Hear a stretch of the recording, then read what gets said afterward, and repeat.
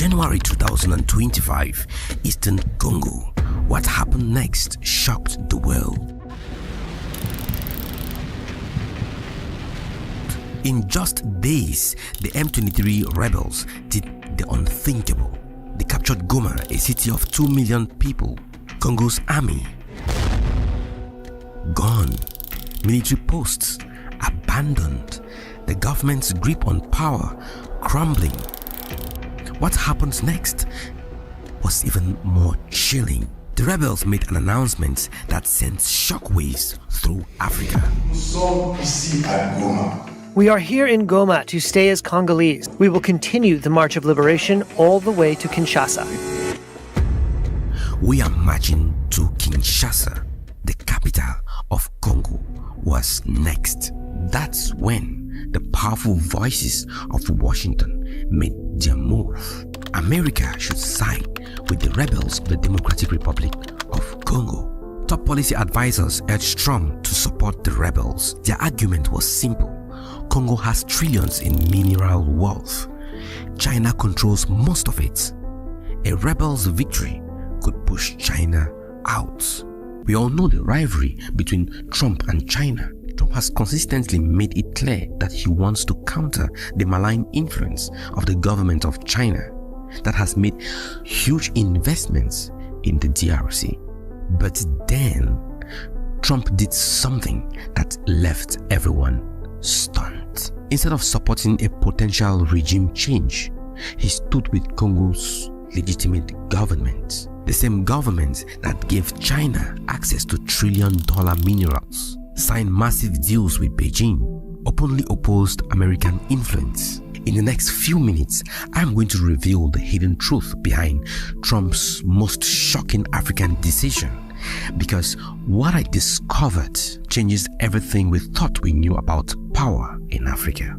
But first, let me reveal to you what really happened in Goma, because the story you haven't heard might be the most frightening part of all. The fall of Goma wasn't just a military defeat. It was the moment that exposed a deadly game of power that hasn't been playing out in Africa for decades. Let me show you how it happened.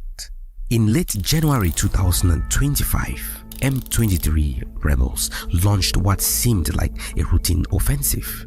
But there was nothing routine about what came next. Day 1, rebels advanced from 3 directions. Day 2, government forces abandoned their posts. Day 3, 2 million civilians trapped. Day 4, Goma fall. But here is what the headlines missed. The Red Cross made discoveries of mass graves and things much worse that we can't see in this video. The United Nations confirmed it. M23 fighters had conducted summary executions, but that's not the most shocking part of it. Behind the rebels stood a much bigger power, Rwanda. Today on the 3rd of February, does Rwanda currently have any troops at all in Eastern DRC? I don't know. You're the commander-in-chief. Yeah, there are many things I don't know. 4,000 Rwandan troops backing the M23, advanced weapon systems, direct military support. Ask yourself, why would Rwanda, a country smaller than Maryland and more than 10 times smaller than Congo, risk everything to support rebels? The answer lies in something most people don't know about Congo. This country holds 80% of the world's coltan, the mineral that powers every smartphone on earth.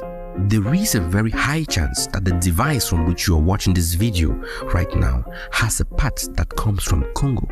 And in 2024 alone, UN experts discovered something staggering. The EU made an accord with Rwanda to secure minerals. This was almost like giving Rwanda the green light to do whatever it wanted to do in Congo's backyard. 150 tons of coltan were illegally exported to Rwanda. And just when Rwanda thought it had won, Trump made his move. And what he did next wasn't just about stopping rebels. It was about something much more bigger. something that goes all the way to Beijing. You see, this isn't just about Congo, it's about preventing another Mali, another Burkina Faso, another Niger. France tried to control these countries through rebel groups and puppet governments. The results? They got kicked out completely. Trump realized something crucial. Supporting rebels for quick mineral access? That's something for yesterday's playbook. But there is something even much bigger at stake here. Something that explains why Trump chose to stand with a China-aligned government. And it has everything to do with a secret deal that's about to change the future of Africa. What I'm about to show you connects everything. The minerals, the rebels, China, and Trump's shocking decision. Remember the Lobito Corridor? A massive railway stretching through Angola, the DR Congo, and Zambia. In 2023, while everyone was focused on Chinese investment in Congo and East Africa, the United States made a quiet move. They invested in this railway. But here is what makes this fascinating. This wasn't any investment. This was about creating something China never could. A direct route to transport Congo's mineral to the Atlantic Ocean. Think about it. What is worth more? Quick access to minerals through rebel control, or a legitimate long-term transport route for trillions in resources? Trump saw what others missed. Supporting rebels might give quick access to minerals, but supporting legitimate governments could lock in decades of influence. But this goes even deeper.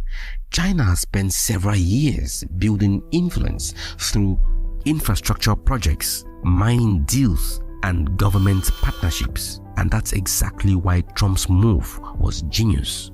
Instead of fighting China's influence, he's doing something unprecedented, working with China-aligned governments, but creating independent transport routes and establishing American reliability. Remember how much mineral wealth we talked about?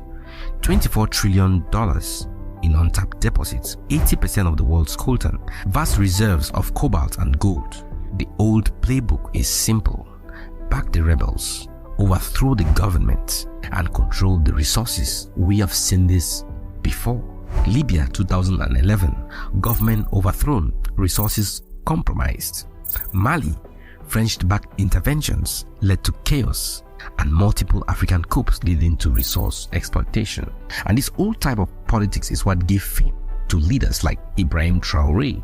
And Trump saw something everyone else missed. Supporting rebels doesn't just destabilize country, it pushes them permanently into rival camps. Emmanuel Macron can give you more lessons on that. Look at what happened. Mali kicked out French forces. Burkina Faso aligned with Russia. Niger shuts out Western influence. By supporting Congo's legitimate government, Trump isn't just preventing another civil war. He is rewriting America's African strategy. And here's what this means for the future. For Congo, stability over chaos, a chance to develop without rebel interference. Development over destruction, America would focus on infrastructure such as the Lobito Corridor. Legitimate trade over rebel control, direct government control of mineral wealth. For Africa, a new model for international partnership, working with governments, not against them. Respect for sovereign governments, end of rebel support era. For global powers, more powers or more superpowers will like long-term influence over short-term gains. Partnerships will be made over exploitation. Stability will be chosen over quick resource access. You know, there is an African proverb that perfectly captures what's happening here. When two elephants fight, it's the grass that suffers. For decades, that's exactly what happened in Congo. Foreign powers fought over minerals and the Congolese people paid the price. But now, Trump's decision might be changing this proverb's ending. Because when elephants choose to trade instead of fight, the grass can finally grow. What we are witnessing isn't just a policy change. It is a complete transformation of how global powers are going to engage in Africa in the future. The choice Trump made in Congo isn't just about one country. It's about whether Africa's minerals fuel wars or build nations. So here's my question for you. Is this new approach better than the old rebel support strategy? Drop your comments down below. And remember, sometimes the greatest changes come from choosing not to play the old game. This is Asongwe Luis from the Strategic Lens, helping you to see beyond the headlines. See you in my next video. Ciao.